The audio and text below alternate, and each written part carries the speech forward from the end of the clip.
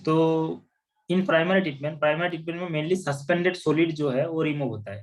ठीक है, जैसे कि जो जनरली स्पेसिफिक कैविटी जनरली 1 से ज्यादा है वो सेटल होता है। जनरली सस्पेंडेड कंडीशन में जो इम्प्यूरिटी रहता है वो सेटल हो जाता है इन प्राइमरी ट्रीटमेंट यूनिट। तो वो जो सस्पेंडेड यूनिट है वो इनऑर्गेनिक भी हो सकता है, इनऑर्गेनिक भी हो सकता है। ठीक है, तो जो ऑर्गेनिक और इनऑर्गेनिक सस्पेंडेड मैटर है सुएज के अंदर, वो रिमूव करने के लिए हम प्राइमरी ट्रीटमेंट का इस्तेमाल करते हैं। प्राइमरी ट्रीटमेंट में रिमूव हो जाता है। ठीक है? लेकिन जो डिजोल्व कंडीशन में रहता है, जैसे डिजोल्व कंडीशन में जनरल डिजोल्व ऑर्गेनिक जो मैटर है, डिजोल्व ऑर्गेनिक मैटर वो प्राइमरी ट्रीटमेंट यूनिट में रिमूव नहीं होते। उसको रिमूवल करने के लिए हम सेकेंडरी ट्रीटमेंट का यूज करते हैं।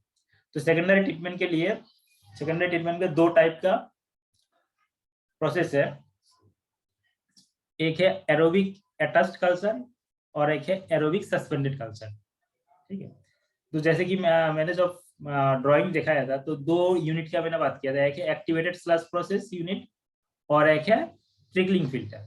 तो ट्रिकलिंग फिल्टर जो है वो attached culture. Trickling filter generally बहुत सारी फिल्टर मटेरियल रहेगा और फिल्टर मटेरियल के ऊपर बैक्टीरिया ग्रो करेगा और उसी जो फिल्टर मटेरियल के थ्रू जब सुएज फ्लो होगा तो सुएज से वो बैक्टीरिया जो डिजोल्व ऑर्गेनिक मैटर है वो वहाँ पे एक्सट्रैक्ट कर लेगा और आपने यूटिलाइज करके डिकम्पोजिशन कर देगा। डिकम्पोजिशन करके वो सुएज से रिमूव कर देगा।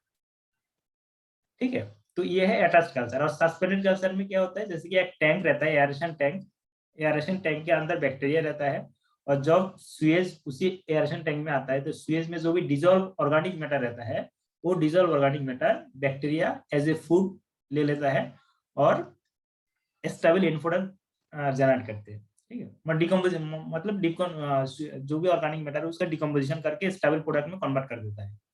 ठीक है, वो है इन एयरेशन टैंक के अंदर होता है। ठीक है, इन सस्पेंडेड कंडीशन में रहता है वहां पे सुएज के रहता है। लेकिन जो एटस कल्चर है वो फिल्टर मीडिया के ऊपर बैक्टीरिया ग्रो करेगा और सस्पेंडेड जो कल्चर है जैसे कि एक्टिवेटेड स्लश प्रोसेस में वहां पे इन एज ए सस्पेंडेड कंडीशन में रहेगा वाटर के अंदर। ठीक है, सुएज लिक्विड के अंदर सस्पेंडेड कंडीशन में रहेगा टैंक के अंदर। ठीक है, वो है सस्पेंडेड कल्चर। तो पहले जो यूनिट है सेकेंडरी ट्रीटमेंट यूनिट है, हम एरोबिक अटैच्ड कल्चर के बारे में पढ़ेंगे।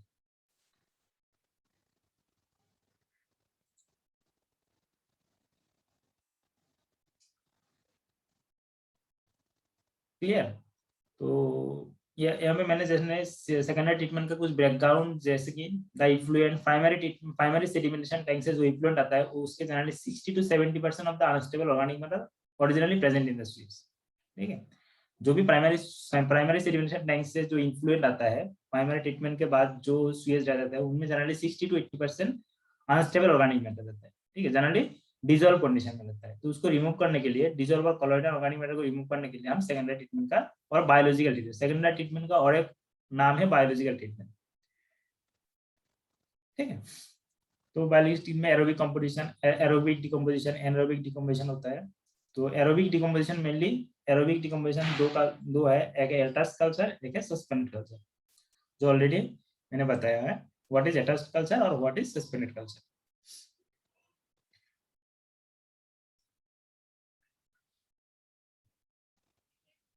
तो ये अटैच कल्चर और सस्पेंडेड कल्चर में main aim of this treatment is to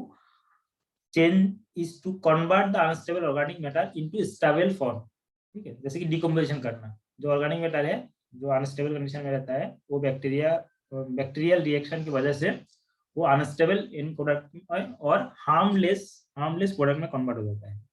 और वो जो वहाँ पे सेकेंडरी ट्रीटमेंट जैसे ट्रिकलिंग फिल्टर हो गया और एक्टिवेटेड स्लश प्रोसेस में उसमें जो भी इन प्रोडक्ट जनरेट होता है वो सेकेंडरी क्लैरिफायर में जाकर रिमूव हो जाता है, सेटल हो जाता है।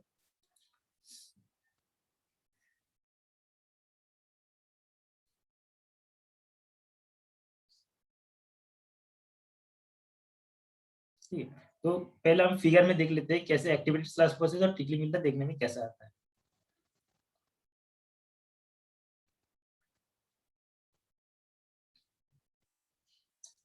यहाँ पे एक्टिवेटेड स्लश प्रोसेस और ट्रिकलिंग फिल्टर के ऊपर थोड़ा सा शॉर्ट नोट लिखा हूँ मैंने, लिख दिया, जैसे कि the filter unit tickling filter मतलब वाटर जो जैसे में हमने वाटर ट्रीटमेंट में फिल्ट्रेशन यूज किया था उसी टाइप का देखने में आता है, लेकिन थोड़ा अलग है। तो मेन कॉन्सेप्ट वही है। The filter use for secondary treatment consist of open bed of coarse aggregate over which the effluent of primary clarified is stimulate the necessary contact surface for the growth of aerobic bacteria is provided by the aggregate in the bed and the aeration is provided by natural. The effluent from the filter unit is settled on the secondary clarifier. ये है activated slash process के ऊपर थोड़ा operation. ये जो point है ये activated slash process में कैसे काम करता है, जैसे प्राइमरी ट्रीटमेंट यूनिट से जो भी इफ्लुएंट आता है वो हम एक फिल्टर यूनिट ऐसा एक फिल्टर रहता है, ठीक है। फिगर में हम दिखाएंगे बाद में। टिकलिंग फिल्टर का फिक्चर है, तो उस फिल्टर के ऊपर वहाँ पे हम डिस्चार्ज करेंगे, फिल्टर के ऊपर डिस्चार्ज करेंगे। उसके बाद वो फिल्टर के थ्रू वहाँ पे फिल्टर बेड के फिल्टर में बहुत सारी एग्रीगेट रहता है, जैसे कि एग्रीगेट रहता है, जैसे फिल्टर में सैंड रहता है, यहाँ पे कोर्स ग्रावेल रहता है। तो कोर्स ग्रावेल के ऊपर बैक्टीरिया वहाँ पे ग्रोथ होता है और सुएज के अंदर जो भी डिजोल्व ऑर्गेनिक मैटर रहता है वो वहाँ पे डिकम्पोज हो जाता है। यह है टिकलिंग फिल्टर का थोड़ी सी एक दो लाइन में operation process. Similarly activated slash process में तो जनरली जो मैंने बता दिया एक्टिवेटेड स्लैश प्रोसेस का, वहाँ पे भी सेम मेन एम है decompose organic matter, but decompose dissolve organic matter bye biological reaction, ठीक है।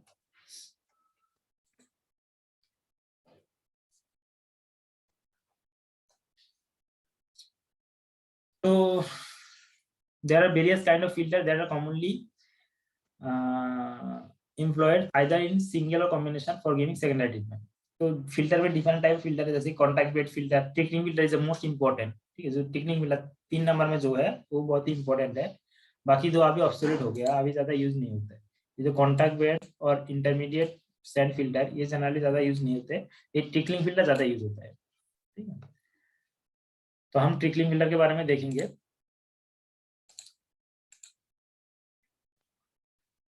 एक कॉन्ट्रैक्ट बेड तीनों यूनिट के मैंने डिटेल्स में यहाँ पे लिख दिया हूँ। तो कॉन्ट्रैक्ट बेड और इंटरमीडिएट फिल्टर के बारे में थोड़ा बहुत पढ़ लोगी तो समझ में आ जाएगा, उसमें कुछ नहीं है। मेन जो इम्पोर्टेंट है टिकलिंग फिल्टर, हम टिकलिंग फिल्टर के बारे में डिस्कशन करेंगे। ये कॉन्ट्रैक्ट बेड में कुछ नहीं है, एक बार थोड़ा मैं ये कर देता हूँ।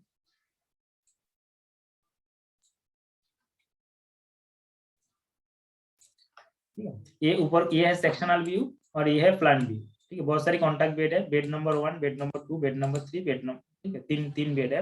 यहाँ पे ये जो एंट्री पॉइंट है, सुएज यहाँ पे एंट्री हो रहा है from second primary treatment unit से सुएज यहाँ पे एंट्री हो रहा है, ठीक है। ये है इक्विलाइजेशन टैंक और डोजिंग टैंक। इसी टैंक से सुएज को डिफरेंट बेड में हम भेजेंगे, ठीक है, डिफरेंट बेड में हम सेंड करेंगे।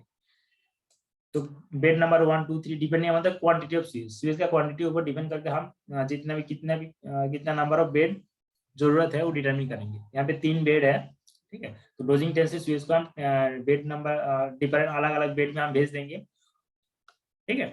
तो एक बेड का हम क्रॉस सेक्शनल व्यू देखेंगे तो इसी टाइप का क्रॉस सेक्शन, ये है क्रॉस सेक्शनल व्यू है, ठीक है। ये डोजिंग टैंक है, डोजिंग टैंक से सुएज को हम क्या फिल्टर बेड में भेजेंगे।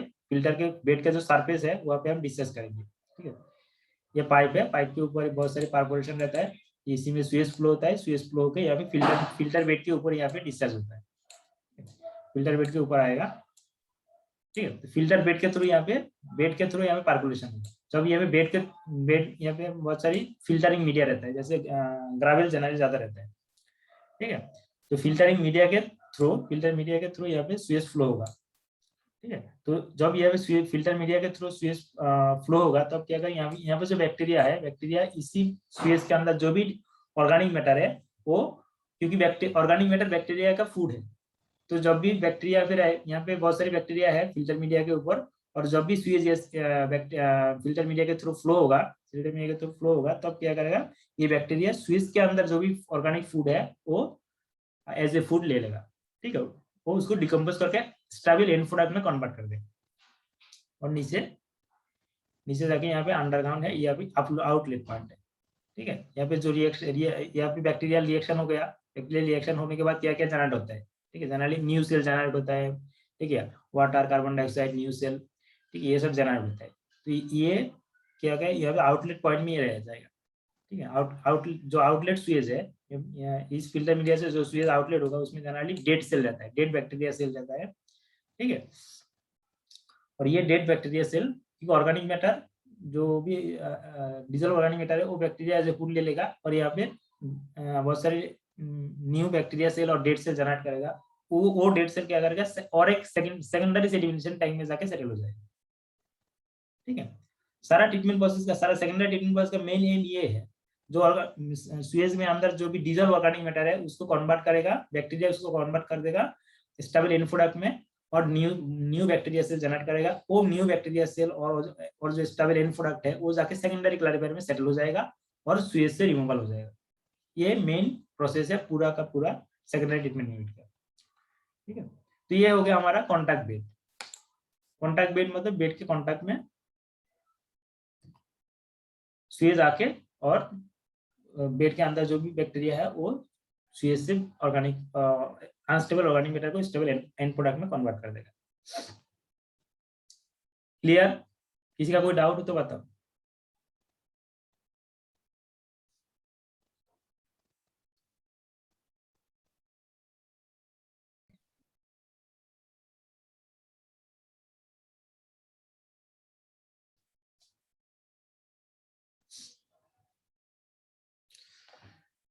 सेकेंडरी ट्रीटमेंट समझ पा रहे हो? What is the basic thing of secondary treatment? Secondary treatment हम क्यों करते हैं? सेकेंडरी ट्रीटमेंट क्या होता है?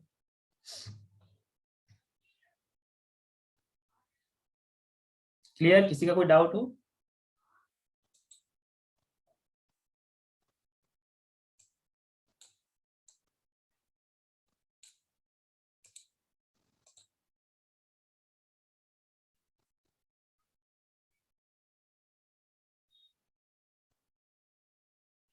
हाँ ठीक है, समझ में आ गया तो सबसे बेटर है, ठीक है। ये मेन प्रिंसिपल समझ में आ जाएगा, बाकी सारा यूनिट समझ में आ जाएगा, ठीक है? ये अलग अलग प्रोसेस है और कुछ नहीं, ठीक है। चलो, तो कॉन्टैक्ट बेड का ऑपरेशन कैसे होता है जो मैंने ऑलरेडी बता दिया पिक्चर में, वही यहाँ पे मैंने लिख दिया हूँ, एक बार पढ़ लोगी तो पूरा क्लियर हो जाएगा, ठीक है। कॉन्टैक्ट बेड फिल्टर, उसके बाद सिमिलरली कॉन्टैक्ट बेड की तरह और एक नाम है इंटरमीडिएट सैंड फिल्टर, ठीक है। इसका नाम है इंटरमीडिएट सैंड फिल्टर, वो भी लगभग कॉन्टैक्ट बेड की तरह की है, ठीक है। यहाँ पे filter media as a sand filter media use होता है, कॉन्टैक्ट बेड में सैंड ग्रेवल यूज होता है और यहाँ पे सैंड यूज होता है, इसीलिए इसका नाम है इंटरमीडिएट सैंड फिल्टर, ठीक है। तो इसका भी पूरा प्रोसीड्यूर, प्लानिंग, कंस्ट्रक्शन प्रोसेस सब कुछ सेम है, ऑपरेशन भी सेम है, ठीक है। जस्ट फिल्टर मीडिया के ऊपर डिपेंड करते दो अलग अलग नाम, तो ये भी सेम है, एक बार देख लोगे तो क्लियर हो जाएगा। Intermediate sand filter. अब देखते हैं ट्रिकलिंग फिल्टर। ट्रिकलिंग फिल्टर ज्यादा मॉडर्न, अभी इस मॉडर्न टाइम में अभी ज्यादा यूज होता है ट्रिकलिंग फिल्टर। जो intermediate sand filter contact bed ज्यादा यूज नहीं, तो ऑब्सोलेट हो गया, लेकिन प्रेजेंटली ये जो ट्रिकलिंग फिल्टर है वो ज्यादा यूज होता है। टिकलिंग फिल्टर के ऊपर बहुत सारे रिसर्च प्रोसेस भी चल रहा है, ठीक है। High rate trickling filter, high performance tickling filter, और भी बहुत सारी डिफरेंट नाम है इसका। तो पहले देखते हैं कन्वेंशनल टिकलिंग फिल्टर क्या होता है।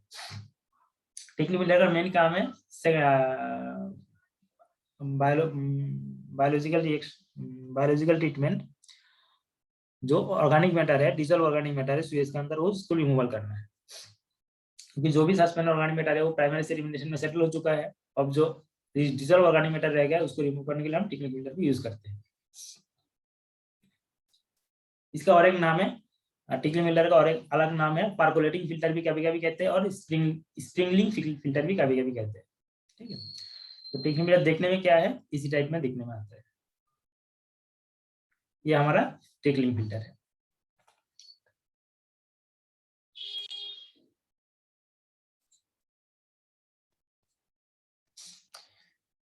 ठीक है, ये कंस्ट्रक्शन है, ये सर्कुलर टैंक रहता है जनरली, ये वॉल है, ठीक है, ये वॉल,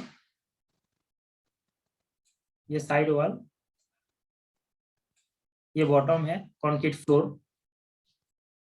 ठीक है, ये कॉन्क्रीट फ्लोर है, ये सेक्शनल व्यू हम देख रहे हैं। ठीक है, ये वॉल है और यहाँ पे फिल्टर मीडिया रहता है।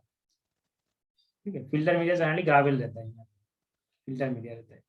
और ये फिल्टर अलग अलग फिल्टर मीडिया का वेरिएबल के ऊपर डिपेंड करता है, अलग अलग फिल्टरिंग, क्योंकि फिल्टर मीडिया के ऊपर डिपेंड करेगा पर फिल्ट्रेशन रेट डिपेंड करेगा। ठीक है, तो ये अभी रिसर्च जो प्रोसेस चल रहा है रिवर्स, ये जो फिल्टर मीडिया है, फिल्टर मीडिया को अलग अलग टाइप का फिल्टर मीडिया यूज करके इसके ऊपर एक्सपेरिमेंट चल रहा है अभी भी।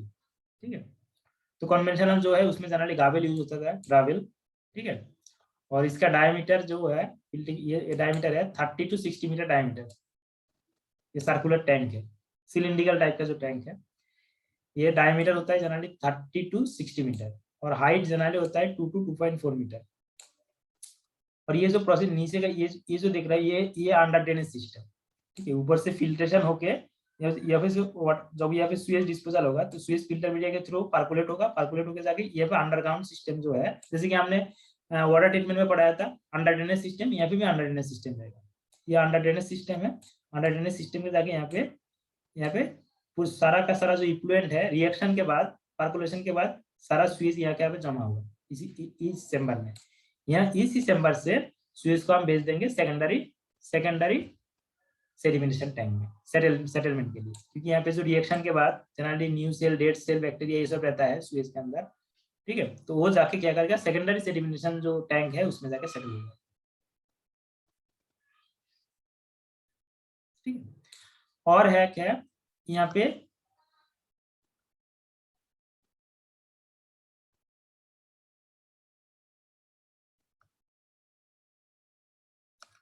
यहाँ पे एक सेंट्रल पाइप रहता है। ठीक है, इसी कहते हैं सेंट्रल कॉलम। इसी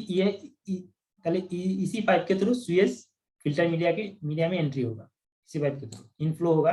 तो स्वेज यहाँ पे जाके, ये सेंट्रल पाइप के थ्रू जाके यहाँ पे इसे कहते हैं रोटरी डिस्ट्रीब्यूशन सिस्टम। ठीक है, ये है 2 आर्म, ये 4 आर्म रहता है जनरली इसी टाइप का। ठीक है, ऐसे चार ऊपर से देखोगे तो इसी टाइप का फिगर आएगा।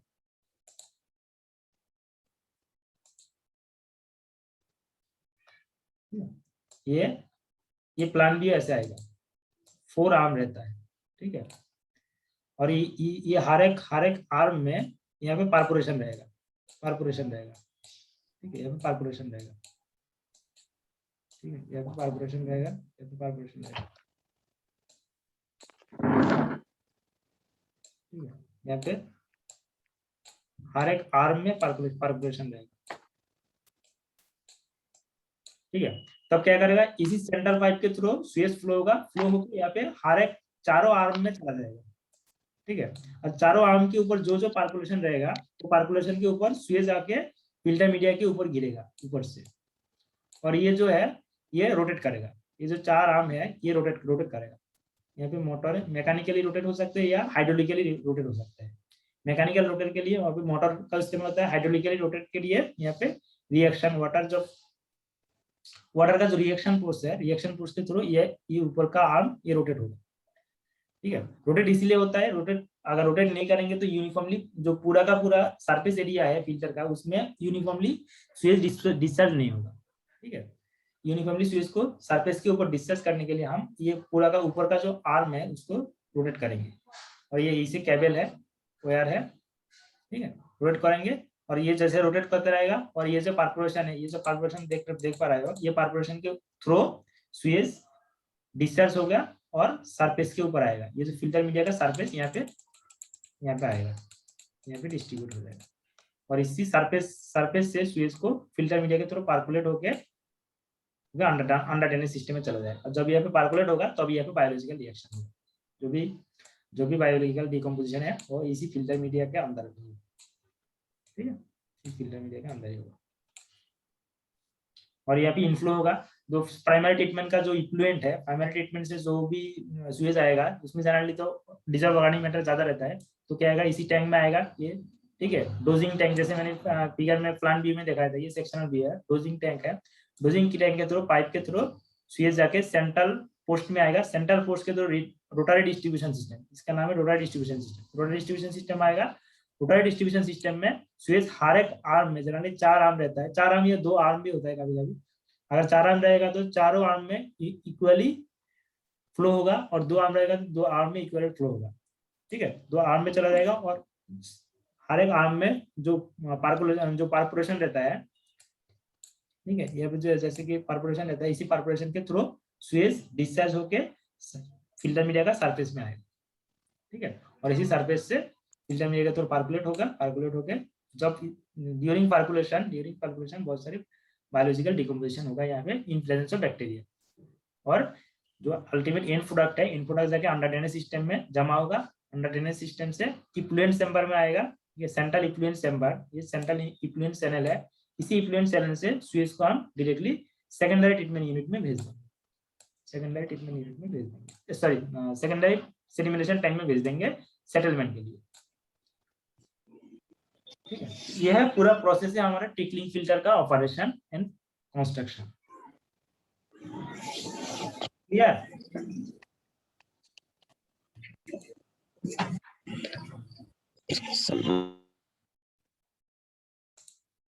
किसी का कोई क्वेश्चन हो तो, कोई डाउट हो तो बोल सकते हो।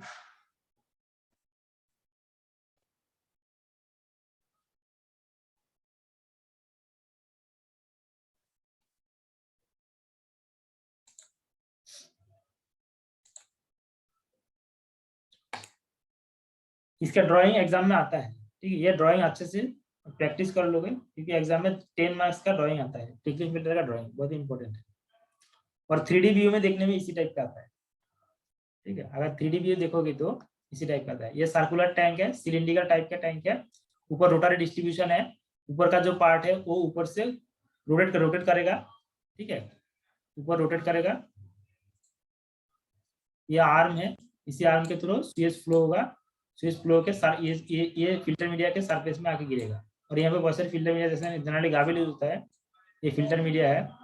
ठीक है, फिल्टर मीडिया है। उसके बाद है अंडरटेनियस सिस्टम। ठीक है, ये देखो अंडरटेनियस सिस्टम, ठीक है, सर्कुलर अंडरटेनियस सिस्टम, और ये है सेंट्रल पोस्ट।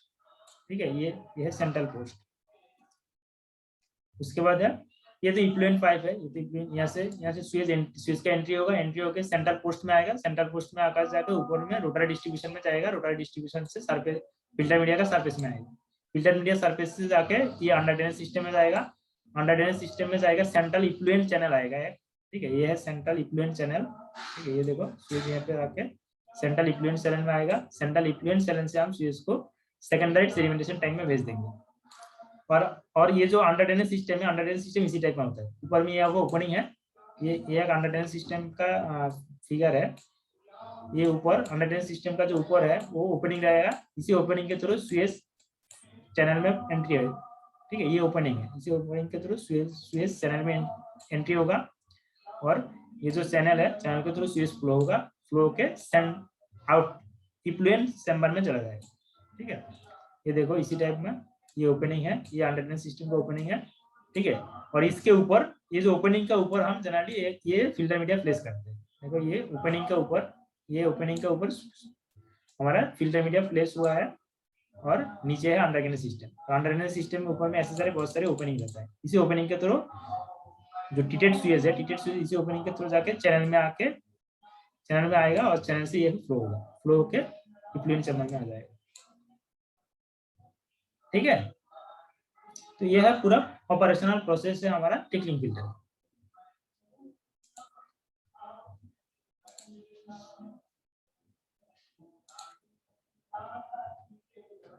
क्लियर? तो जो मैंने बताया है वो यहाँ पे मैंने लिख दिया है, ट्रिकलिंग फिल्टर का पूरा ट्रिकलिंग फिल्टर का क्या क्या होता है, कैसे कंस्ट्रक्शन होता है, कैसे ऑपरेशन होता है, सारा यहाँ पे मैंने लिख दिया। एक बार पढ़ लोगी और भी क्लियरली समझ में आ जाएगा। ठीक है,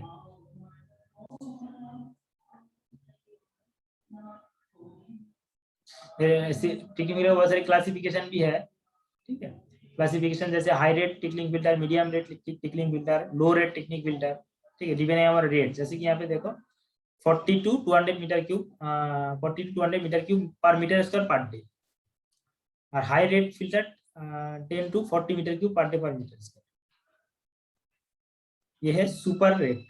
ठीक है, super rate filter, high rate filter, conventional filter में 1 to 4 metre cube per day per metre square.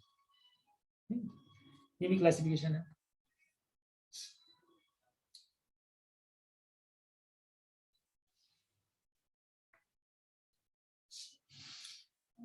यहाँ पे बायोलॉजिकल एक्शन होगा, ठीक है। जैसे मैंने बताया फिल्टर मीडिया के थ्रू जब सीएस फ्लो होगा, फिल्टर मीडिया के ऊपर जो बैक्टीरिया है, ठीक है, उसको एक लेयर फॉर्म होता है, बैक्टीरियल लेयर होता है। फिल्टर मीडिया के ऊपर एक बैक्टीरिया का लेयर हो जाएगा, लेयर फॉर्म होता है, उसी को कहते हैं स्लाइम लेयर, ठीक है। कभी देखो कोई छोटा नदी में, पहाड़ी पहाड़ी जगह में जो नदी है, नदी के नीचे देखो जो गाबेल है, गाबेल के ऊपर एक ग्रीन कलर का थोड़ा एक लेयर जमा होता है, ठीक है। ग्रीन या एकदम ग्रीन नहीं है, ठीक है, उसी टाइप का ग्रीन टाइप, ग्रीनिश कलर का एक लेयर जमा होता है। किसी ने ध्यान दिया इसके ऊपर?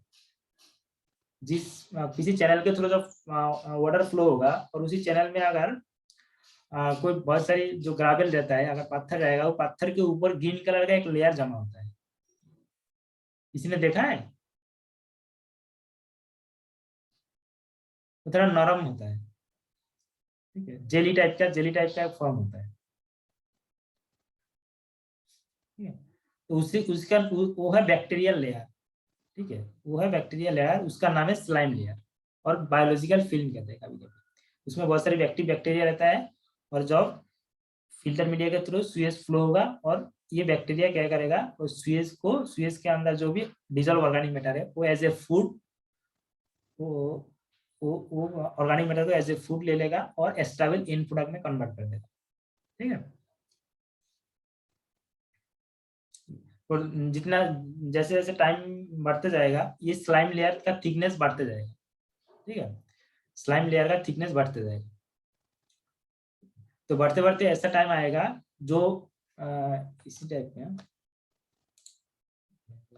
मान लो ये एक फिल्टर, एक ग्रावेल है, ये ग्रावेल है,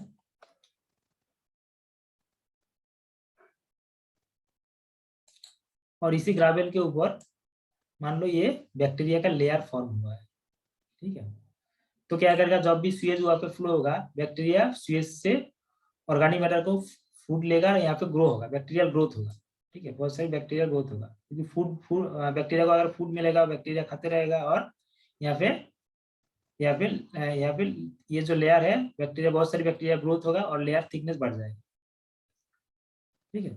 बढ़ते बढ़ते क्या होगा, जो जो पहले जो फिल्टर मीडिया के साथ जो बैक्टीरिया है उसको फूड नहीं मिलेगा, क्योंकि फूड तो बाहर से फ्लो होगा ना, क्योंकि स्लाइम लेयर के बाहर से सुएज फ्लो होगा, तो स्लाइम जिस वाटर यहाँ पे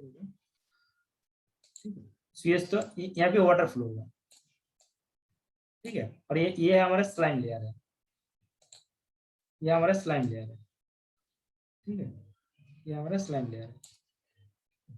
तो जनरली वो फूड तो वाटर में रहता है, फूड तो वाटर में रहता है, फूड यहाँ पे है, लेकिन ये जो बैक्टीरिया है इधर, ये यहाँ पे जो बैक्टीरिया है वो क्या करेगा, ये फूड, उसको फूड नहीं मिलेगा, ठीक है। फूड मिलेगा जो वाटर के साथ जो बैक्टीरिया यहाँ पे जमा हुआ है, उसको फूड मिलेगा, तब क्या करेगा, ये डेड स्टेज में चला जाएगा। यहाँ पे अगर किसी बैक्टीरिया को खाना नहीं मिलेगा तो क्या करेगा, वो मर जाएगा।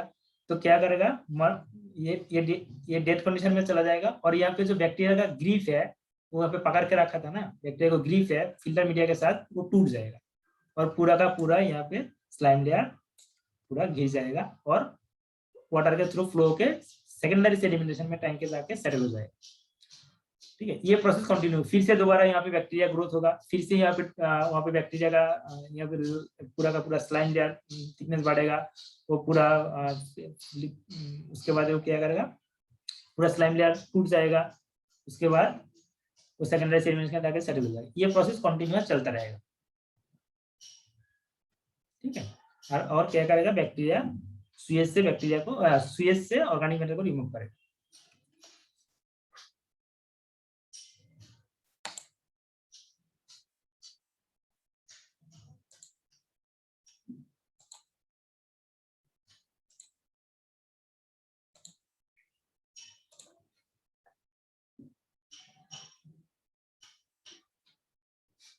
और ये जो ब्रेकअप है, ये डिटैचमेंट है, ये जो बैक्टीरिया का जो डिटैचमेंट मैंने बता दिया, इसका एक टेक्निकल नाम है जिसे कहते हैं स्लाफिंग कहते हैं।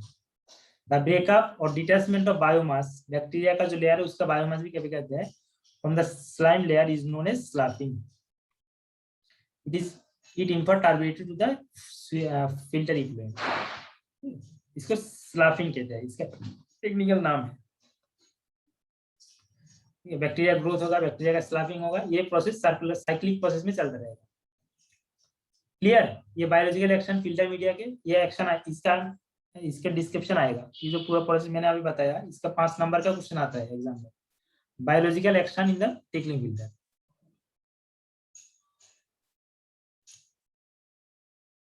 किसी का कोई डाउट है तो बताओ, कोई क्वेश्चन?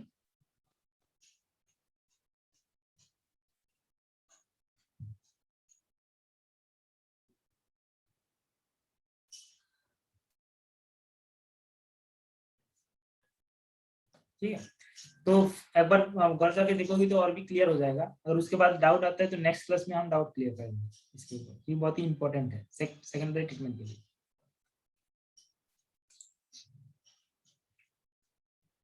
आप देखिए performance use of conventional performance generally BOD removal generally 80 to 90% BOD removal हो जाता है ये सेकेंडरी ट्रीटमेंट प्रोसेस में। बाकी का जो रह गया वो टर्शियरी ट्रीटमेंट में रिमूव होगा। ठीक है, तो classification generally conventional treatment plan और हाई रेट टेक्निक फिल्टर भी होता है। ठीक है, तो ये कंपैरिजन यहाँ पे देख पाएंगे या कन्वेंशनल टिकली फिल्टर और हाई रेट टिकली फिल्टर में क्या क्या कंपैरिजन, फिल्टर मीडिया क्या यूज होता है, यहाँ पे रॉक और गाबेल यूज होता है, और हाई रेट में synthetic media plastic media use होता है। ठीक है, साइज फिल्टर का साइज है, फिल्टर मीडिया का जो साइज है 25 to 75, और यहाँ पे हाई रेट में 25 to 60 मिलीमीटर। तो ऐसे करके दोनों कन्वेंशनल टिकली फिल्टर क्या क्या यूज होता है और हाई रेट टिकली फिल्टर के ऊपर कंपैरिजन मैंने यहाँ पे लिख दिया। ठीक है, तो एक बार पढ़ लोगी, ये भी इंपॉर्टेंट है एग्जाम पॉइंट ऑफ व्यू से।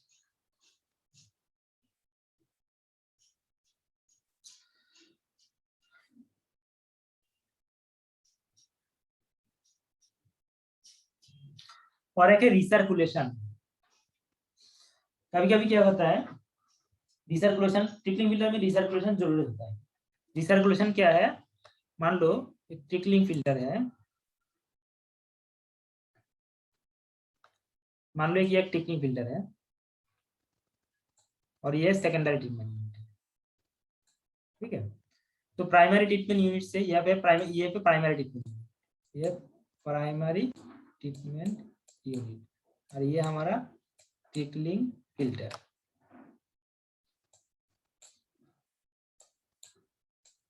और ये प्राइमरी क्लैरिफायर, ये प्राइमरी क्लैरिफायर, ये सेकेंडरी क्लैरिफायर, मतलब primary sedimentation tank, secondary sedimentation tank और ट्रिकलिंग फिल्टर। तो सुएज क्या होगा, सुएज प्राइमरी सेडिमेंटेशन टैंक से सेकेंडरी सेडिमेंटेशन टैंक में फ्लो होगा, और secondary treatment unit secondary trickling filter से ये प्राइमरी क्लैरिफायर से के सुएज प्राइमरी क्लैरिफायर से ट्रीटमेंट ट्रिकलिंग फिल्टर में जाएगा। ठीक है, ट्रिकलिंग फिल्टर में बायोलॉजिकल रिएक्शन के बाद सुएज इफ्लुएंट क्या करेगा, सेकेंडरी क्लैरिफायर में जाएगा और वहां पे जाके सेटल होगा और उसके बाद इफ्लुएंट होगा। ठीक है, तो क्या करेगा, एक बार ये एक राउंड है, उसके बाद क्या करेंगे, इसके बाद हम सेकेंडरी ट्रीटमेंट यूनिट से सेकेंडरी ट्रीटमेंट का जो इफ्लुएंट है पूरा का पूरा जो एफ्लुएंट है वो हम रिसर्कुलेट करेंगे, फिर से प्राइमरी ट्रीटमेंट यूनिट में भेज देंगे, और दोबारा यहाँ पे सेकेंड राउंड में हम दोबारा यहाँ पे फिल्टर मीडिया के रिएक्शन कराएंगे और दोबारा सेकेंडरी इसमें जाएगा और फिर इफ्लुएंट जाएगा। ये रिसर्कुलेशन का, इसे कहते हैं रिसर्कुलेशन। रिसर्कुलेशन में मेन काम है हम इफिशियंसी बढ़ाएंगे, क्योंकि पहली बार जब फ्लो होगा, पहली बार पूरा का पूरा सुएज के अंदर जो भी ऑर्गेनिक मैटर है, बैक्टीरिया पूरा का पूरा ऑर्गेनिक मैटर को रिमूव नहीं कर पाते, डिकम्पोज नहीं कर पाते पहले राउंड में। तो इसीलिए क्या करते हैं हम 2 बार 2 3 4 बार जितना राउंड जरूरी होता है उतनी बार हम यहाँ पे सुएज को रिसर्कुलेट करेंगे।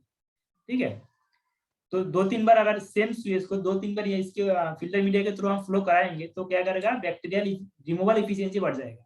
और पहले राउंड में मान लो 50% बैक्टीरिया रिमूवल होगा, तो सेकंड राउंड तो इसलिए ट्रिकलिंग फिल्टर का इफिशियंसी बढ़ाने के लिए रिसर्कुलेशन बहुत ही जरूरी है। अगर हम रिसर्कुलेशन नहीं करेंगे तो क्या करेगा, इफिशियंसी ट्रिकलिंग फिल्टर में बीओडी रिमूवल इफिशियंसी बहुत कम होगा। ठीक है, तो इसीलिए क्या करेंगे, हम सुएज को रिसर्कुलेट करेंगे, और रिसर्कुलेशन को हम डिनोट करेंगे रिसर्कुलेशन रेशियो भी निकल के, recirculation ratio equal to volume of return sewage divided by volume of raw Suez.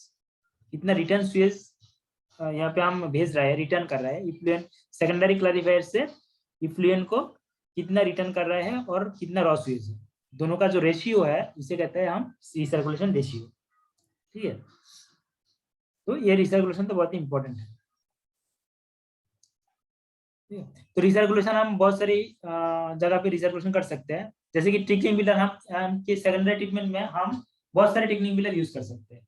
ठीक है, दो या तीन ट्रिकलिंग पिलर यूज कर सकते हैं। जैसे कि यहाँ पे एक फिगर है, एक सेटअप है, जैसे कि पहले इफ्लुएंट प्राइमरी क्लैरिफायर में आएगा, पहले प्राइमरी क्लैरिफायर में आएगा। प्राइमरी क्लर से हम फर्स्ट टिकलिंग पिलर, पहले वाला जो टिकलिंग पिलर में उसमें भेजेंगे, उसके बाद वहां पे कुछ रिसर्कुलेट करेंगे फ्लो को। ठीक है, ये रिसर्कुलेशन पता चलता रहेगा। ठीक है, after certain percent of BOD removal हम इसी को क्या करेंगे, सेकेंडरी क्लैरिफायर में भेज देंगे। तो सेकेंडरी क्लैरिफायर से फिर सीएस को हम क्या करेंगे, दूसरी टिकलिंग फिल्टर में हम भेज देंगे ट्रीटमेंट के लिए, जो भी बीओडी रह गया है उसको और भी रिमूव करने के लिए। मान लो फॉर एग्जांपल हम फर्स्ट स्टेज में अगर 50% रिमूवल हुआ है, तो उसके लिए सेकंड और भी ज्यादा रिमूवल के लिए हम दूसरी टिकलिंग फिल्टर में हम भेज देंगे सीएस को। तो दूसरी टिकलिंग फिल्टर जाएगा, उसके बाद दूसरी टिकलिंग फिल्टर से दूसरी सेकेंडरी क्लैरिफायर में जाएगा और फिर यहाँ पे ये रिसर्कुलेट करेंगे। ठीक है, यहाँ पे रिसर्कुलेट करेंगे। रिसर्कुलेट करते करते इफ्लुएंट में बीओडी रिमूवल से मान लो 80% हो गया। ठीक है, तो पहले टिकलिंग फिल्टर से 50% अगर होता है, तो दूसरी टिकलिंग फिल्टर से अगर 80% भी हो सकता है। ठीक है, तो इफिशियंसी बढ़ाने के लिए हम बहुत सारी 2, 3, ठीक है, और रिसर्कुलेशन रेशियो 1, 2, 3 ऐसे करके हम रिसर्कुलेशन रेशियो भी बढ़ा सकते हैं और नंबर ऑफ टिकलिंग फिल्टर भी बढ़ा सकते हैं, in order to remove maximum amount of BOD from the CS और बीओडी और डिसॉल्व ऑर्गेनिक मैटर। ठीक है, तो टू स्टेज बीओडी इसी के कहते हैं two stage BOD, two stage trickling filter treatment process. ठीक है, तो ये कॉमनली जनरली ज्यादा यूज होता है टू स्टेज। सिंगल स्टेज में ज्यादा बीओडी रिमूव नहीं होती। ठीक है, तो इसलिए हम जनरली टू स्टेज यूज करते हैं। ये ड्राइंग भी इंपॉर्टेंट है, एग्जाम में आ सकता है, draw two stage recirculation process of trickling filter और सेकेंडरी ट्रीटमेंट। ठीक है, सेकेंडरी ट्रीटमेंट में टिकलिंग फिल्टर के जरिए जो सेकेंडरी ट्रीटमेंट है उसका two stage secondary treatment by trickling filter drawing करने के लिए आता है एग्जाम। इसलिए ये सारा एरो सारा कुछ लिखना पड़ेगा, ये पूरा फिगर ड्रॉ करना पड़ेगा, तो अभी फुल मार्क्स मिलेगा। ठीक है,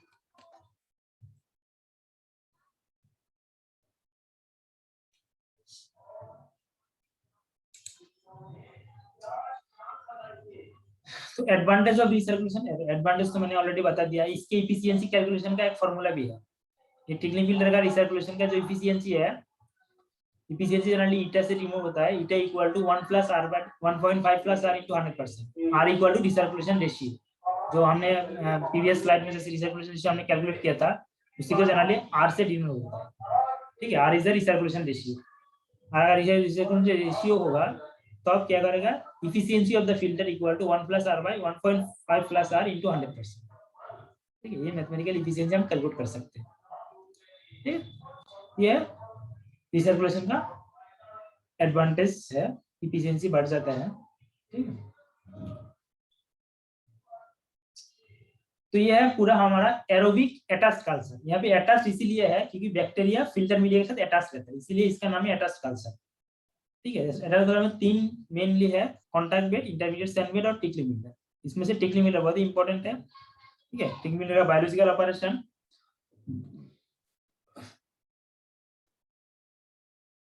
टिकलिंग फिल्टर में क्या कुछ ऑर्डर कुछ न्यूसेंस भी होता है, ऑपरेशनल ट्रैवल क्लियर होता है टिकलिंग फिल्टर में। जैसे कि फ्लाई न्यूसेंस, कि टिकलिंग फिल्टर ओपन रहता है, वहां पे बहुत सारी फ्लाई जनरेट होता है, फ्लाई मॉस्किटो ये सब जनरेट होता है। ठीक है, वो भी एक प्रॉब्लम है ऑपरेशनल टाइम, इसीलिए उसको वहां पे क्या करेंगे, हम फ्लाई न्यूसेंस को कंट्रोल करने के लिए हम डीडीटी यूज करते हैं जनरली। ठीक है, ये एक ऑपरेशनल ट्रैवल है। दूसरी ऑर्डर न्यूसेंस, क्योंकि बहुत सारी यहाँ पे सुएज ट्रीटमेंट हो रहा है, तो सुएज का जो ऑर्डर है, जो बैड स्मेल है, वो बैड स्मेल क्रिएट करेगा वहां पे, क्योंकि सुएज जो टिकलिंग फिल्टर है वो जनरली ओपन रहता है, एयर के साथ ओपन रहता है, इसीलिए बहुत सारी बैड स्मेल क्रिएटिंग जो गैस है जैसे H2SS मीथेन है वो जनरेट होता है, और आसपास के एरिया में बहुत सारी बैड स्मेल क्रिएट होता है। और एक है फॉन्डिंग टैबल। फॉन्डिंग टैबल ये है क्या, जब फिल्टर मीडिया के थ्रू जब सीवेज फ्लो होगा और बैक्टीरिया ग्रोथ होगा, तो फिल्टर मीडिया के थ्रू जो वॉइड है वो वॉइड ब्लॉक हो जाएगा। अब जब वॉइड ब्लॉक हो जाएगा तब क्या करेगा, जो भी सीवेज वहाँ पे डिस्चार्ज हो रहा है तो फिल्टर मीडिया के ऊपर वहाँ पे जम जाएगा, और ठीक है जम जमे वहाँ पे और सीवेज फिल्टर मीडिया के थ्रू फ्लो नहीं होगा, वहाँ पे पूरा का पूरा सीवेज जम जाएगा। इसे कहते हैं फॉन्डिंग टेबल, और one type of fond create हो जाएगा। ठीक है, तो ये भी ऑपरेशन टेबल, इसके लिए क्लॉगिंग को रिमूव करना पड़ेगा। ये पूरा तीनों ऑपरेशनल ट्रैवल है। फ्लाई स्विच न्यूसेंस हो सकता है, ऑर्डर न्यूसेंस हो सकता है, और फॉन्डिंग के लिए तो क्लॉगिंग को रिमूव करने के लिए रिमूव करके हम फॉन्डिंग को रिमूव कर सकते हैं, फॉन्डिंग टेबल को हम काउंटर कर सकते हैं। ऑर्डर न्यूसेंस का कोई ऑप्शन नहीं है। ऑर्डर न्यूसेंस के लिए हम क्या करेंगे, generally the usually remedy is to chlorinate the sewage को क्लोरिनेशन करेंगे, ठीक है, to prevent the formation of H2S। H2S formation को रोकने के लिए हम क्लोरिनेट करेंगे स्वीज को, तब क्या H2S फॉर्मेशन नहीं होगा। अगर H2S फॉर्मेशन नहीं होगा तो ऑर्डर न्यूसेंस भी नहीं होगा। और अगर फ्लाई न्यूसेंस है, बहुत सारी फ्लाई मॉस्किटो जनरेट होता है, तो यहाँ पे इंसेक्टिसाइड हम यूज करते हैं, जनरली DDT यूज करके हम फ्लाई और मॉस्किटो न्यूसेंस को हम वहाँ पे रोक सकते हैं। तो ये ऑपरेशनल ट्रैवल और उसका प्रोबेबल रेमेडियस, ठीक है। तो ये है पूरा का पूरा टेक्निक फिल्टर का प्रोसेस है। तो तुम जब टेक्निक फिल्टर पढ़ोगे, पहले है ड्राइंग, पहले ड्राइंग इंपॉर्टेंट है, उसके बाद कंस्ट्रक्शन, उसके बाद ऑपरेशन, उसके बाद ऑपरेशनल ट्रैवल, उसके बाद रिसर्कुलेशन, ठीक है, रिसर्कुलेशन का एडवांटेज और इफिशियंसी ऑफ टेक्निक फिल्टर, और टू स्टेज टेक्निक फिल्टर का drawing, single stage technique filter का ड्राइंग, एडवांटेज ऑफ रिसर्कुलेशन, ये सारा पॉइंट पढ़ना पड़ेगा, बहुत ही इंपॉर्टेंट पॉइंट है, ठीक है।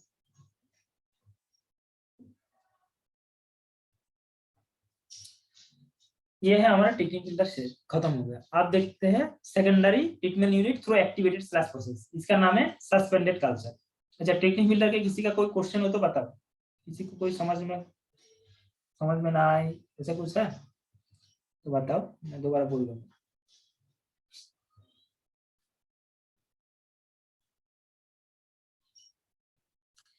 ये प्रोसेस बहुत ही इजी है, अगर ध्यान से सुनोगी समझ बहुत ही इजी है, लेकिन अगर नहीं सुनोगी तो बहुत ही कठिन है।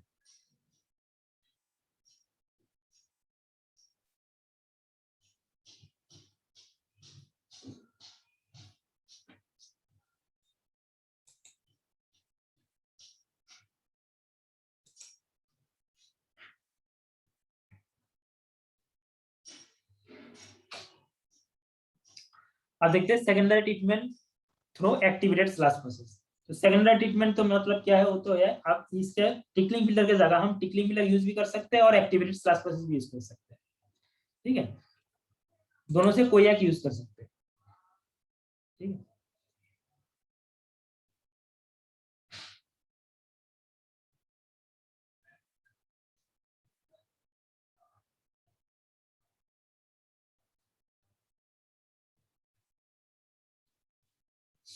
तो एक्टिवेटेड स्लैश यूज करने से पहले, एक्टिवेटेड ट्रीटमेंट प्रोसेस को यूज करने से पहले थोड़ा बहुत हम टर्मिनोलॉजी, थोड़ा बहुत नया टेक्निकल टर्म है, वो क्या होता है वो एक बार हम देख लेते हैं। जैसे कि स्लैश, स्वीज स्लैश क्या होता है, sewage sludge is the settled solid organic solid matter remove from the bottom of the sewage sedimentation tank. Sewage sedimentation tank में नीचे जो सॉलिड मैटर सेटल होता है उसे कहते हैं स्वीज स्लैश, उसका नाम है स्लैश।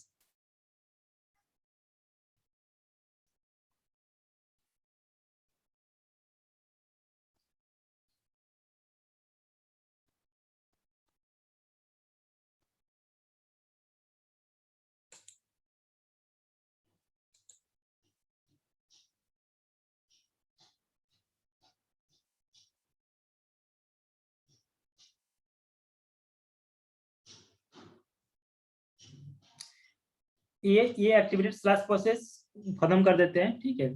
तो उसके बाद ज्यादा नहीं है, थोड़ा ये प्रोसेस कंप्लीट कर देते हैं। मैंने ये प्रोसेस शुरू किया हूँ, जो सॉफ्टवेयर है ये खत्म कर देते उसके बाद छोड़ दूंगा, ठीक है ईश्वर।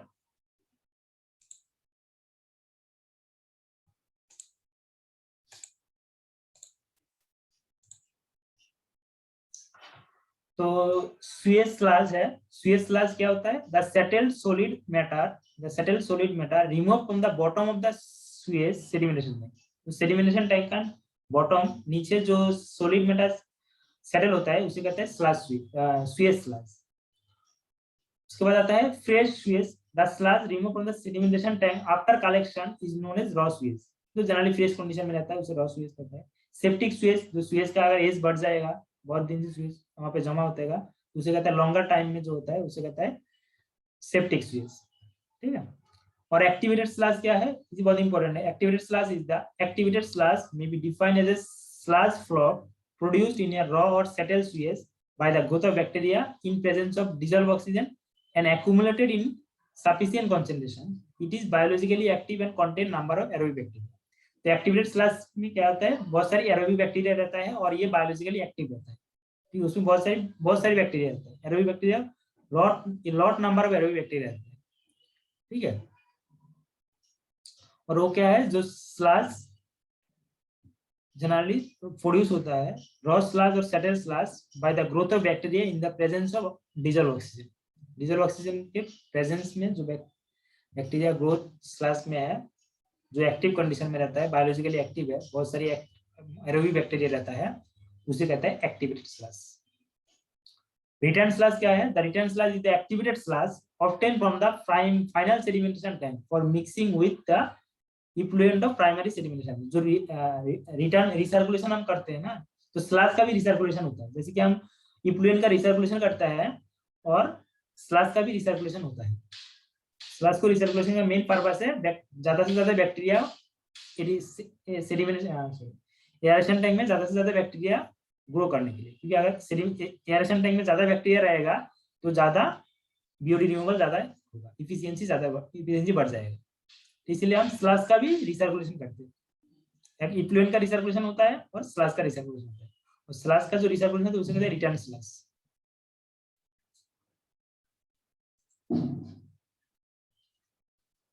ये फिगर में देखो, ये फ्लो डायग्राम है एक्टिवेटेड स्लज का फ्लो डायग्राम।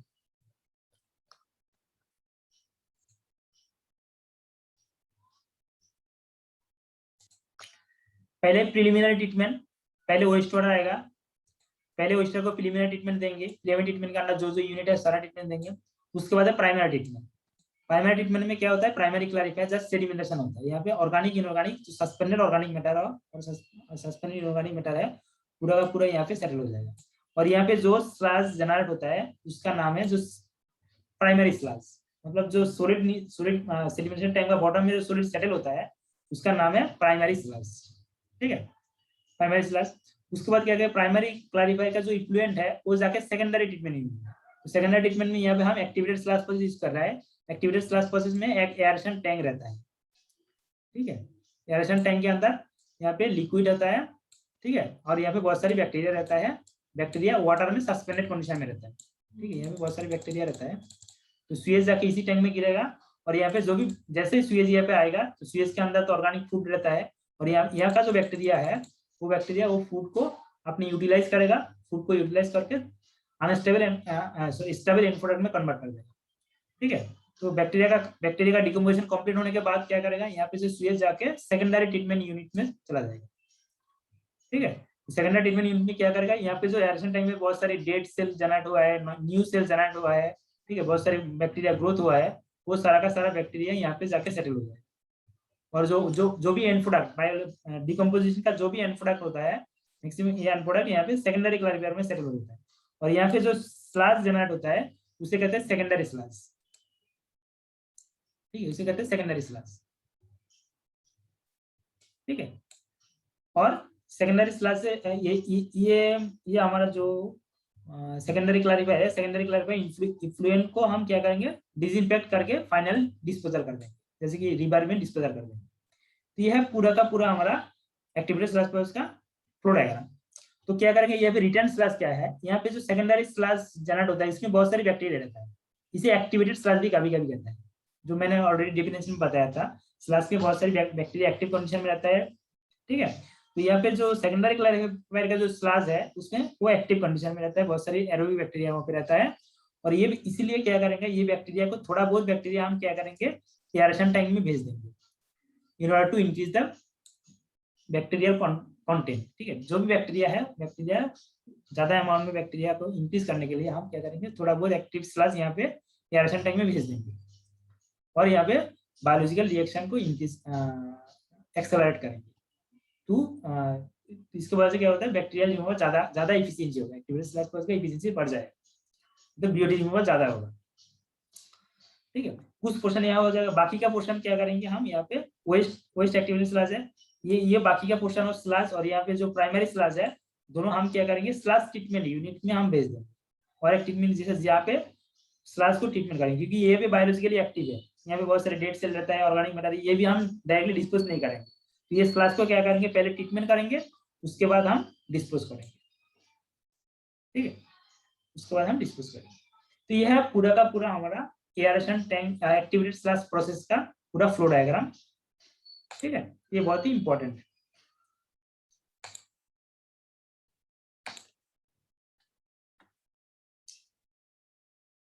तो एक्टिवेटेड स्लज प्रोसेस क्या होता है वो तो ऑलरेडी मैंने बता दिया। एयरेशन टैंक का डायमेंशन क्या होता है, ये देखो, एयरेशन टैंक का depth of tank generally 3 to 4.5 metre होता है और विड्थ जनरली 4 to 6 मीटर होता है और लेंथ जनरली 20 to 200 मीटर होता है। और डिटेंशन टाइम, इसी टैंक पर डिटेंशन टाइम रहता है, detention time generally 4 to 8 hour के आसपास होता है।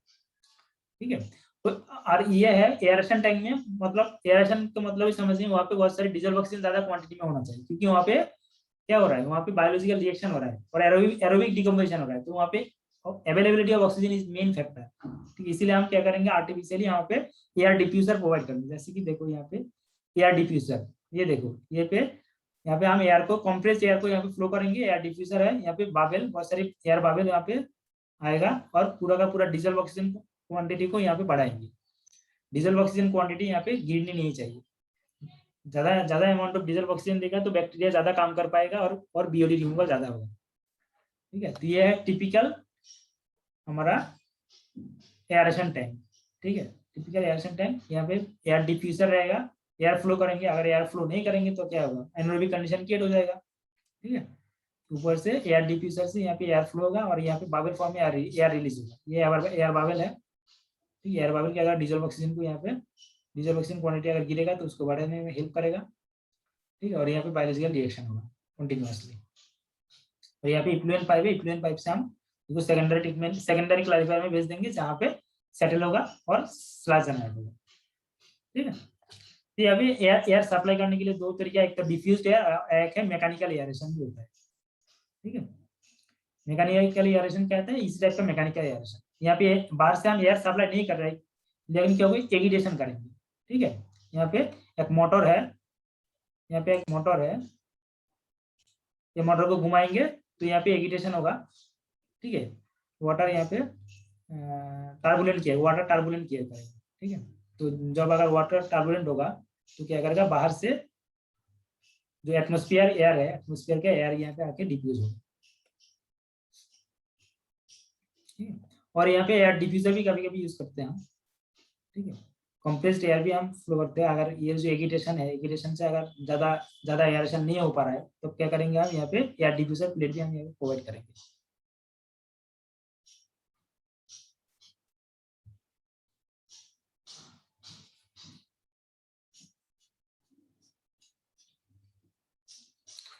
ठीक है, तो यहाँ पे एगिटेशन बहुत ही इंपॉर्टेंट है, इसको रोटेट करेंगे, इसको जितना रोटेट करेंगे, तो इसे रोटेट जितना ज्यादा करेंगे तो क्या करेंगे, एटमोस्फियर से जो एयर है, एटमोस्फियर पे एयर आके यहाँ पे डिजॉल्व हो जाएगा। ठीक है, जैसे कि जाट टेस्ट में जैसे होता है ना, जाट टेस्ट में मैंने दिखाया था, जो जाट टेस्ट है, जो जाट टेस्ट में क्या होता है, जैसे अलार्म डोज डिटरमाइन करने के लिए हम जाट टेस्ट करते हैं ना, जाट टेस्ट के वहाँ पे एगिटेशन करते हैं फ्लॉक फॉर्मेशन के लिए, यहाँ पे हम एगिटेशन करेंगे एयरेशन के लिए। ठीक है, जैसे कि बहुत सारे देख पाओगे सरफेस एयरेटर कहते हैं, बहुत सारे स्विमिंग पूल में ऐसे एयरेटर रहता है। ठीक है, तो इसमें एयरेटर यहाँ पे मोटर से यहाँ पे घूमेगा तो पूरा का पूरा टर्बुलेंट क्रिएट होगा, टर्बुलेंट जितना ज्यादा टर्बुलेंट क्रिएट होगा उतना ज्यादा एटमोस्फियर से आके यहाँ पे डिजॉल्व होगा। ठीक है,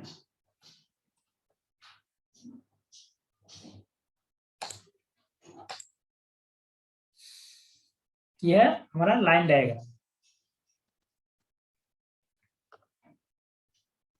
ये इसके ऊपर बहुत सारी मैथमेटिक्स भी है, इसलिए यहाँ पे बहुत सारी जो अलग अलग अलग क्वांटिटी है इसको डिनोट किया है अलग अलग से।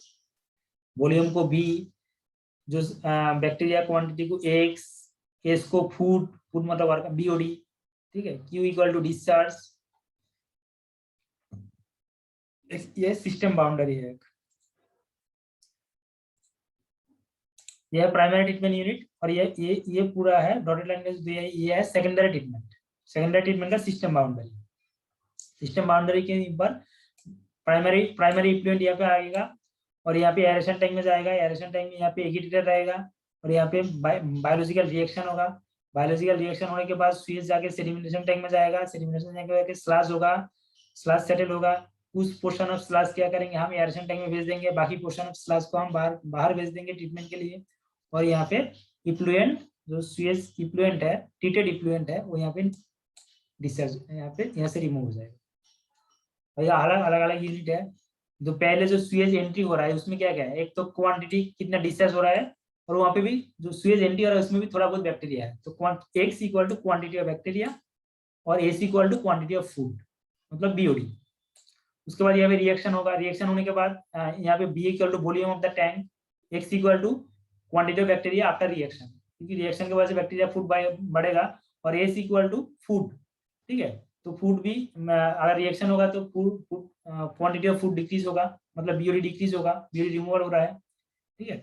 उसके बाद क्या होगा, यहाँ पे कुछ ये जो सेडिमेंटेशन टैंक में इसमें कुछ रिटर्न स्लैश भी आता है, जैसे Q R quantity of sewage, quantity of sludge, X equal to concentration of bacteria in the sludge, और S equal to food in the sludge, ठीक है। तो दैट इज इक्वल टू ये जो एरेशन टैंक से जो इफ्लुएंट हो रहा है उसमें टोटल क्वांटिटी एक क्यू प्लस क्यू आर, ये है डिस्चार्ज, ये क्वांटिटी। एक्स इक्वल टू होगा हमारा bacterial concentration, S equal to food concentration, और वो जाके क्या करेगा सेकेंडरी सेडिमेंटेशन जाके सेटल हो जाएगा, सेटल हो जाएगा। और यहाँ पे जो सेटल होगा उसका वहाँ पे बैक्टीरिया कॉन्सेंट्रेशन एक्स यू है, S equal to food concentration है। और सेकेंडरी क्लैरिफायर से जो ट्रीटेड इफ्लुएंट बाहर निकल जाएगा उसमें कॉन्सेंट्रेशन है, फूड कॉन्सेंट्रेशन मान लो एस है, और बैक्टीरिया कॉन्सेंट्रेशन है एक्स ई, और discharge equal to Q E. ये अलग अलग पैरामीटर को डिनोट करेंगे हम मैथमेटिक्स के लिए। ये डिनोशन बहुत ही इंपॉर्टेंट है, और डिजाइन के लिए एरेशन टैंक में एक्टिविटीज के आसपास डिजाइन भी करना पड़ता है। अगर डिजाइन नहीं करेंगे तो वो काम अच्छे से काम नहीं करेगा, ठीक है। तो यह है हर एक यूनिट क्या क्या है, मैंने ऑलरेडी बोल भी दिया हूँ और यहाँ पे लिख भी दिया हूँ, और उसका यूनिट क्या है एक बार देख लोगे तो सब क्लियर हो जाएगा, ठीक है। एक्स आर और एक्स यू दोनों सेम है, उसमें है return slash biomass concentration. Bacteria concentration को, बैक्टीरिया को बायोमास भी कभी कभी कहते हैं, इसलिए बायोमास कॉन्सेंट्रेशन। एक्स ई इफ्लुएंट बायोमास कॉन्सेंट्रेशन, मतलब जो सेकेंडरी क्लैरिफायर से बाहर ट्रीटेड इफ्लुएंट बाहर जा रहा है उसके साथ भी थोड़ा बहुत बैक्टीरिया चला जाएगा, उसको जनरली एक्सी बहुत ही नेग्लिजिबल होता है, ठीक है। उसके बाद कुछ इंपॉर्टेंट डेफिनेशन है related to activated sludge process में,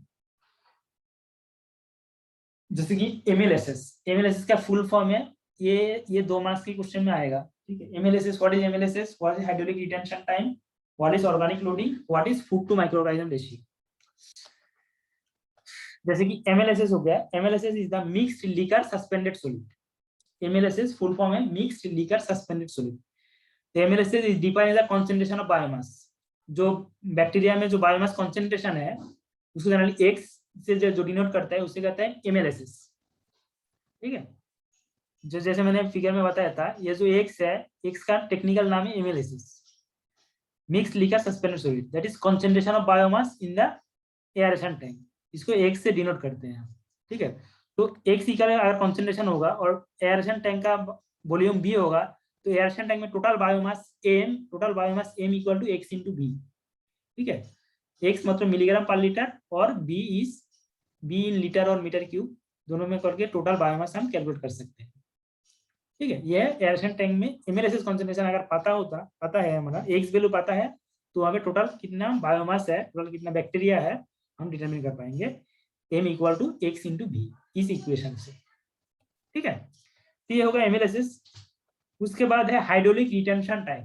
hydraulic detention time, hydraulic detention time को जनरल थीटा से डिनोट करते हैं हम। Hydraulic detention time equal to होता है volume of the tank divided by Q flow, ठीक है, क्यू डिस्चार्ज, ठीक है, inflow, rate of sewage flow, rate of sewage flow. तो वॉल्यूम ऑफ द टैंक को हम रेट ऑफ स्यूएज फ्लो से डिस्कस करेंगे तो हाइड्रोलिक डिटेंशन टाइम होगा। जैसे कि हमने सेडिमेंटेशन टैंक का निकाला था, ठीक है, उससे उसी टाइप का यहाँ पे हाइड्रोलिक डिटेंशन टाइम होता है एक्टिविटी स्लैश प्लस का। That is equal to volume of the tank divided by rate of sewage flow in the tank, ये हाइड्रोलिक डिटेंशन टाइम। उसके बाद ऑर्गेनिक लोडिंग, ठीक है, ऑर्गेनिक लोडिंग मतलब बीओडी5 लोडिंग।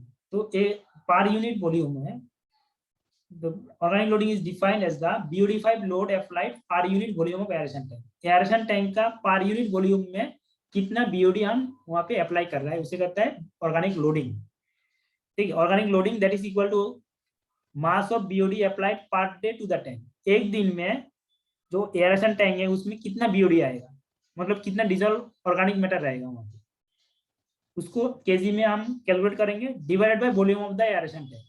एयरेशन टैंक का जो वॉल्यूम है उससे डिवाइड करेंगे, तो that is equal to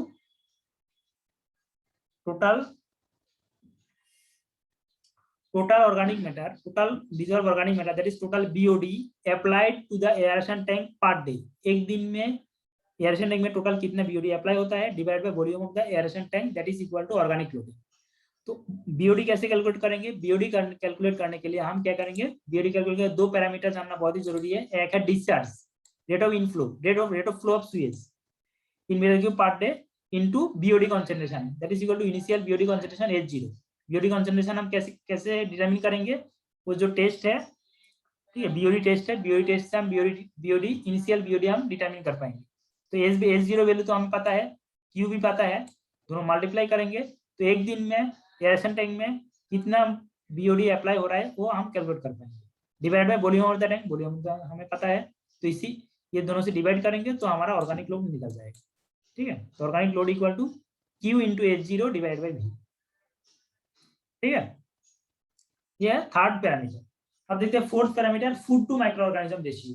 food मतलब total quantity of BOD, BOD aeration tank में टोटल बीओडी कितना है और एयरेशन टैंक में टोटल बायोमास कितना है, ठीक है। तो टोटल बीओडी है Q into H0, total biomass X into B that is equal to F by M, food to micro organism ratio. ये जनरली वैल्यू 0.2 to 0.6 होता है, ठीक है, 0.2 to 0.6 होता है डिजाइन एयरेशन टैंक को ऑपरेशन के लिए, ठीक है। तो टोटल बायोमास यहाँ पे हम कैलकुलेट किया, टोटल बायोमास यहाँ पे है और टोटल जो बीओडी पर डे कितना बीओडी अप्लाई हो रहा है वहाँ पे कैलकुलेट किया, वो वैल्यू यहाँ पे पुट कर देंगे, तो दोनों को डिवाइड कर देंगे तो food to micro organism ratio निकल जाएगा that is equal to 0.2 to 0.6 के आसपास होता है, ठीक है।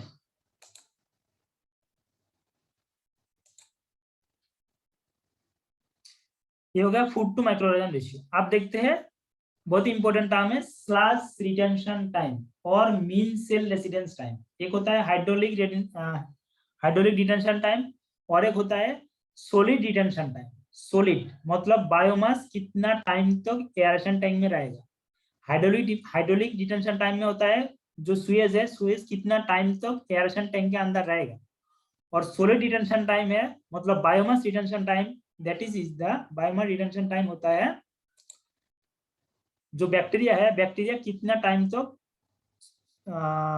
एयरेशन टैंक के अंदर रहेगा, ठीक है। तो that is equal to determine करने के लिए हम करेंगे mass of biomass present in the system, मतलब एयरेशन टैंक में टोटल कितना मास ऑफ बायोमास प्रेजेंट है divided by mass of biomass leaving the system per day. एक दिन में टोटल बायोमास कितना amount of biomass aeration tank से बाहर चला जाता है, ठीक है। तो दैट इज इक्वल टू होता है हमारा मीन सेल रेसिडेंस टाइम और स्लैशेस और सॉलिड डिटेंशन टाइम। ये बहुत ही इंपॉर्टेंट है, एग्जाम में आएगा ही आएगा, 2 मार्क्स के पॉइंट है। डिफाइन स्लैश एज और सॉलिड डिटेंशन टाइम और मीन सेल रेसिडेंस टाइम, ठीक है। तो ये technical definition that is the it may be defined as the average time for which biological solid remain in the system under aeration, ठीक है। Aeration tank में कितना average कितना टाइम रहता है उसी को कहते हैं सॉलिड एज और स्लैश डिटेंशन टाइम, ठीक है। तो इसको मैथमेटिकली हम ऐसे से कैलकुलेट कर पाएंगे, that is mass of biomass equal to B into X, total mass of biomass present in the system divide by total mass of biomass leaving part the system. Leaving मतलब एक कहाँ से living होता है, एक तो सुएज का जो ट्रीटेड इफ्लुएंट है उसके साथ कुछ रिमूव होगा, और एक बायोमास सॉलिड स्लैश जो रिमूव हो रहा है, जैसे कि यहाँ पे जो फिगर में दिया हूँ ना, इसी फिगर में ये यहाँ पे रिमूव हो रहा है,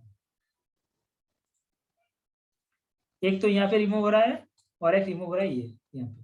ये दोनों दोनों दोनों रिमूवल पॉइंट से कितना अमाउंट ऑफ बायोमास रिमूव हो रहा है पार्ट डे में वो कैलकुलेट करेंगे।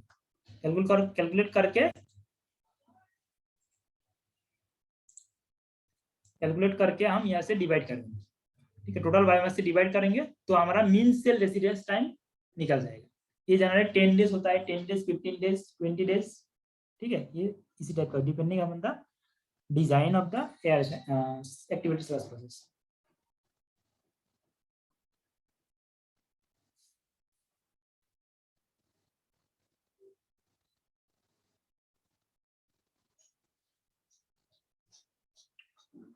और एक इंपॉर्टेंट टर्म है जिसे कहते हैं sludge volume index, SVI, slash volume index, ठीक है। स्लैश वॉल्यूम इंडेक्स जनरली जो ये जो स्लैश में है, SVI is the indicate the physical state of sludge. It used to determine the underflow sludge concentration. Slash में जो concentration है, ठीक है, स्लैश concentration डिटरमाइन करने के लिए हम ये स्लैश वॉल्यूम इंडेक्स ये टर्म को इस्तेमाल करते हैं। और इसके लेबोरेटरी प्रोसेस है जिस प्रोसेस के जरिए हम यहाँ पे स्लैश वॉल्यूम इंडेक्स डिटरमाइन करते हैं, जो स्लैश कंसंट्रेशन है, जो बाहर स्लैश निकल रहा है ना अंदर, जो सेकेंडरी क्लैरिफायर में जो स्लैश सेटल हुआ है उसमें कितना कंसंट्रेशन ऑफ स्लैश है, ठीक है, स्लैश कंसंट्रेशन कितना है, सॉलिड कंसंट्रेशन, ठीक है, slash is the nothing but a combination of solid and water, तो उसमें सॉलिड कंसंट्रेशन क्या है उसको डिटरमाइन करने के लिए हम स्लैश वॉल्यूम इंडेक्स ये टर्म को इस्तेमाल करते हैं। इसको डिफाइन कैसे करते हैं, it is defined as the volume occupied in ml by 1 gram of solid in the mixed liquor after settling for 30 minutes and is experimental, ठीक है। एक ग्राम ऑफ सॉलिड कितना वॉल्यूम ऑक्युपाई करता है, ठीक है, मिक्स लिकर में 30 मिनट सेटलिंग के बाद 1 ग्राम ऑफ सॉलिड कितना ml वॉल्यूम ऑक्युपाई करते हैं उसे कहते हैं स्लैश वॉल्यूम इंडेक्स। इसको डिटरमाइन करने के लिए स्टेप क्या है, पहले क्या करेंगे, जो हमारा collect 1 litre of sample of mix liquor from the aeration tank, aeration tank से हम 1 लीटर सैंपल कलेक्ट करेंगे और उसको क्या करेंगे, एक ग्रेजुएटेड सिलेंडर में, एक सिलेंडर रहता है 1 लीटर का कैपेसिटी का ग्रेजुएटेड सिलेंडर रहता है, कोनिकल शेप में एक सिलेंडर रहता है इसमें, ठीक है, कोनिकल शेप का एक सिलेंडर रहता है, ठीक है, इसी सिलेंडर में हम डाल देंगे और 1 लीटर जो सैंपल इस सिलेंडर में डाल देंगे और इसमें 30 मीटर वेट करेंगे, 30 मीटर सेटल करेंगे, ठीक है। तो सेटल करने के बाद यहाँ पे स्केल यहाँ पे डायरेक्टली इसका जो सरफेस है, सरफेस में स्केल यहाँ पे ड्रॉ स्केल रहता है, उसी स्केल के जरिए हम यहाँ पे कैलकुलेट करेंगे वॉल्यूम, कैलकुलेट कितना वॉल्यूम यहाँ पे सेटल हुआ है, ठीक है, ये वॉल्यूम हम कैलकुलेट करेंगे, दैट इज वॉल्यूम को BOV इन ml, ठीक है, स्लैश वॉल्यूम कैलकुलेट हो गया, ठीक है। इसी स्लैश वॉल्यूम से हम कंसंट्रेशन भी निकाल सकते हैं। The above sample of mixed liquor after remixing the sludge solid is further tested for analysis, ठीक है। यहाँ पे ये जो स्लज है ये तो वॉल्यूम निकल गया, ठीक है, स्लज सेटलिंग होने के बाद कितना वॉल्यूम ऑफ स्लज यहाँ पे सेटल हुआ है, वॉल्यूम निकल गया, उसके बाद हम क्या करेंगे, इसको दोबारा इसको रिमिक्स करेंगे, रिमिक्स करके उस वहाँ पे एक्स वैल्यू निकालेंगे, MLSS वैल्यू कितना बायोमास कंसंट्रेशन कितना है, ठीक है, बायोमास कंसंट्रेशन निकालने उसको डिनोट करते जनरली XOB, ठीक है, 120, तो दोनों पैरामीटर है, एक है वॉल्यूम निकल गया और एक है सॉलिड, कितना क्वांटिटी ऑफ सॉलिड है, कितना क्वांटिटी ऑफ सॉलिड है, कितना क्वांटिटी सॉलिड का वॉल्यूम क्या है, तो दोनों से आप डिवाइड कर देंगे तो हमारा स्लैश वॉल्यूम इंडेक्स आ जाएगा, that is sludge volume index equal to volume of the sludge divided by mass of solid, ठीक है। जैसे कि हमने डेफिनेशन में बोले थे 1 ग्राम ऑफ सॉलिड कितना ml वॉल्यूम ऑक्युपाई करता है उसको कहते हैं स्लैश वॉल्यूम इंडेक्स, तो that is equal to volume यहाँ से कोनिकल जो कोन है इसी कोन से डायरेक्टली हम वॉल्यूम डिटरमाइन कर पाएंगे और एक्स वैल्यू से हम मास ऑफ सॉलिड निकल पाएंगे, ठीक है, कंसंट्रेशन मिलीग्राम पर लीटर में आएगा, तो sludge volume index equal to volume of the sludge divide by mass of solid into 1000 milligram ml per ग्राम। 1000 इसीलिए क्योंकि ये मिलीग्राम पर लीटर में आया है इसको, और यहाँ पे जो ml मिलीग्राम में आया है, मिलीलीटर में आया है, दैट इज इसीलिए हम 1000 यहाँ पे मल्टीप्लाई करेंगे और उसका यूनिट आएगा ml पर ग्राम। तो इस स्लश वॉल्यूम इंडेक्स का यूनिट है ml पर ग्राम। ठीक है, ग्राम और मिलीग्राम को कन्वर्शन के लिए हम यहाँ पे 1000 से मल्टीप्लाई कर रहे हैं, और यहाँ पे हमारा लीटर भी है, लीटर को भी मिलीलीटर में हम कन्वर्ट करेंगे। ठीक है, तो पूरा कन्वर्शन के बाद यूनिट आएगा मिलीग्राम ml पर ग्राम, मिलीलीटर पर ग्राम, ml पर ग्राम। तो ये जो स्लश वॉल्यूम इंडेक्स है ये जनरली होता है हमारा 50 to 100 ml per gram. 50 to 100 ml per gram. Clear? Sludge volume index clear सबको?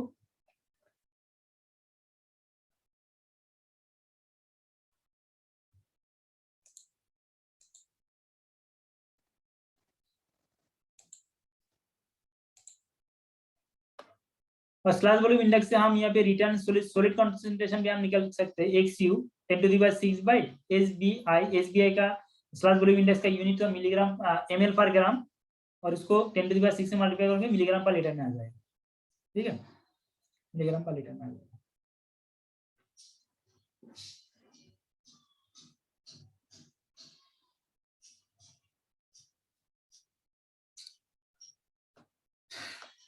ठीक है, उसके बाद रिसर्कुलेशन रेशियो भी हम कैलकुलेट कर सकते हैं। रिसर्कुलेशन रेशियो है QR कितना रिसर्कुलेट कर रहा है और कितना इनफ्लो हो रहा है।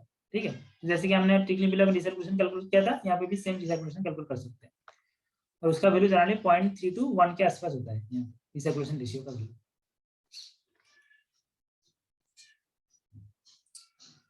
तो डिजाइन का एक्टिविटी स्लैश प्रोसेस जब भी हम डिजाइन करेंगे तो जो ये जो पैरामीटर मैंने बताया उसका रेंज ये इसके अंदर होएगा तो इफेक्टिवली काम करेगा वो।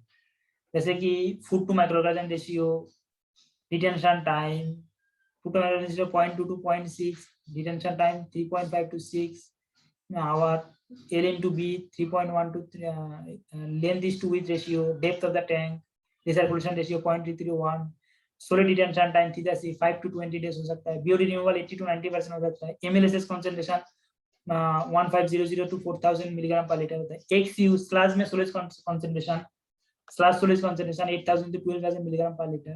ये सारा पैरामीटर हम डिजाइन करने के लिए यूज करते हैं, और ये पैरामीटर का वैल्यू ये वैल्यू हम जनरली यूज करते हैं। ठीक है, और इसका एफिशिएंसी निकालने के लिए फॉर्मूला है S0 minus S divided by S0। S0 मतलब out effluent BOD minus influent BOD divided by effluent BOD। ठीक है, जो इफ्लुएंट है, इफ्लुएंट में जो BOD निकल रहा है, sorry, influential BOD minus effluent BOD divided bye influential BOD। कितना BOD यहाँ पे एंट्री हो रहा है, कितना रिमूव हो रहा है, दोनों का कितना निकल जा रहा है। तो रिमूवल इक्वल टू दोनों का डिफरेंस है removal divided by initial BOD into 100%। ठीक है, इसे मल्टीप्लाई करेंगे तो एफिशिएंसी एक्टिविटी स्लैश प्रोसेस का एफिशिएंसी आ जाएगा। ठीक है, तो ये है हमारा पूरा एक्टिविटी स्लैश प्रोसेस का प्रॉब्लम है। ये मैंने प्रॉब्लम दे दिया, ये प्रॉब्लम भी कर लोगे तो और भी समझ में आ जाएगा। अगर नहीं हुआ तो और कोई डाउट हो तो नेक्स्ट क्लास में मैं बता दूंगा। ठीक है।